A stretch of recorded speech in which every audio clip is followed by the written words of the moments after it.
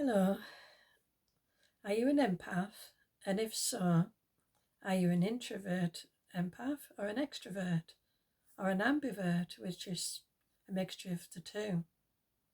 I'm an introvert. Sometimes I can be an ambivert. If it's social situations where I know I'm going to be with like-minded people, I like to talk about the deep stuff. I don't like the small talk.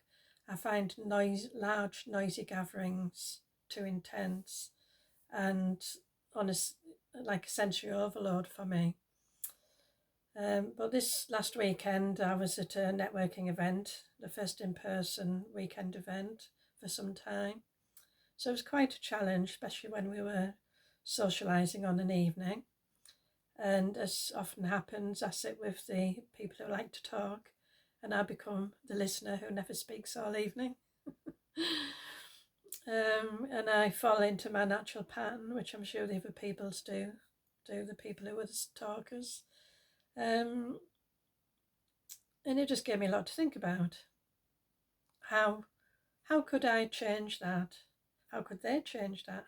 How could they include me in the conversation when I had so much I could have shared that was relevant to what they were talking about? How could I have let them know that, and how could they have given me an opportunity? And very early on in my training, I learned that in communication, only 12% of communication is the spoken word. The rest is how we speak, the intonation that we use, the gestures, using the hand signals, the eye contact, all those sort of things.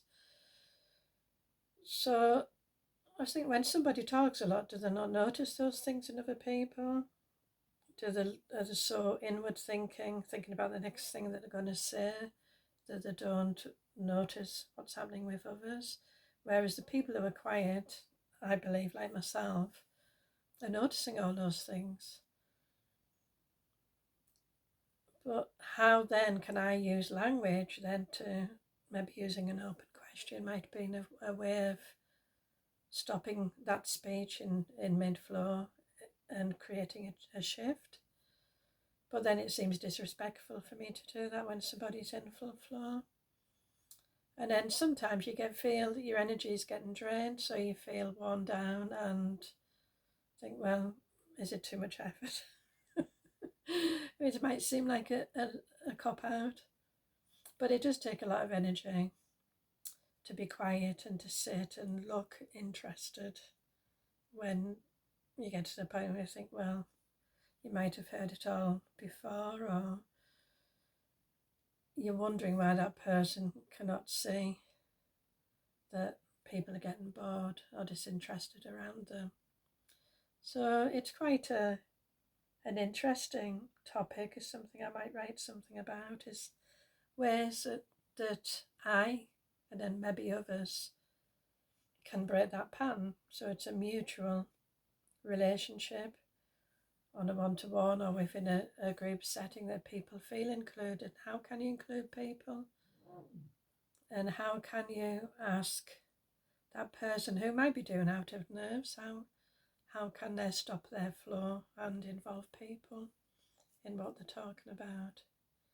So I'm sure it's a situation most people have experienced one way or the other in social situations. So it's something I've been pondering on, so I thought I would share it. If you have any ideas, would like to discuss it, I'm happy to do that, either on Facebook or you can email me.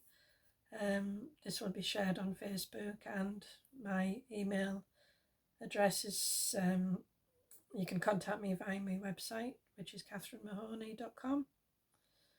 So that's pretty simple if you want some contact with me. So thank you for listening. Bye for now. Bye.